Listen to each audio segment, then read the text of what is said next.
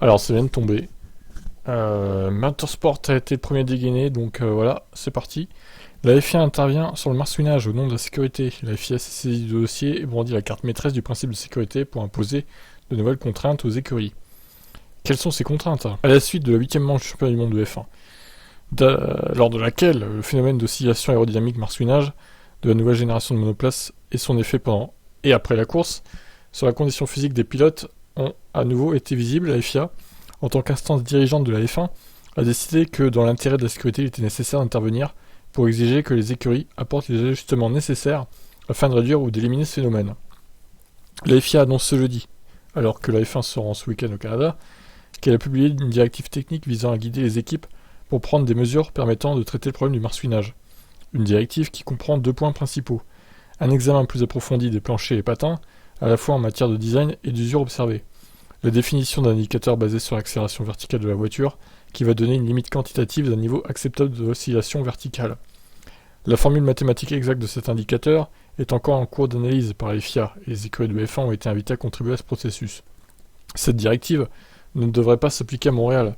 Ah mince alors. Ce week-end où la FIA réunira les données pour sa future mise en œuvre.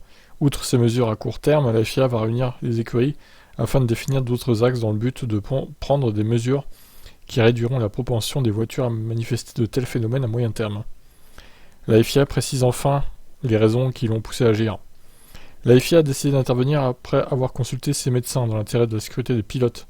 Dans un sport où les concurrents roulent habituellement à des vitesses dépassant les 300 km/h, il est considéré que toute la concentration d'un pilote doit être focalisée sur cette tâche et que la fatigue ou la douleur excessive d'un pilote pourrait avoir des conséquences significatives si elle résultait en une perte de concentration.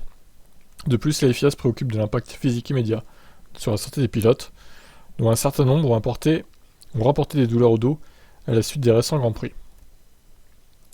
Fin d'article. Donc pour l'instant, c'est quand même assez vague. Qu'est-ce que ça va changer concrètement? Je ne sais pas. Est-ce que ça va ralentir les équipes de tête?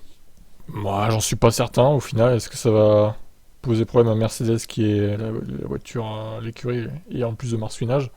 Possiblement, parce que du coup, ils vont devoir rehausser la hauteur de caisse, puisque ils vont enquêter sur les patins et les planchers des voitures. Donc, il faudra pas que ça frotte trop. Sinon, ils vont être disqualifiés, quoi. En gros, c'est un peu ça l'idée. Ou ils vont être pénalisés d'une manière ou d'une autre. Donc, c'est encore en cours d'analyse. On en saura plus dans les prochains jours, je pense. De toute façon, ça change rien pour Montréal, parce que ça arrive trop tard. Donc, ce sera pour les prochains Grands Prix, quoi. Bon, vous en pensez quoi, vous, de cette intervention de la FIA, du coup?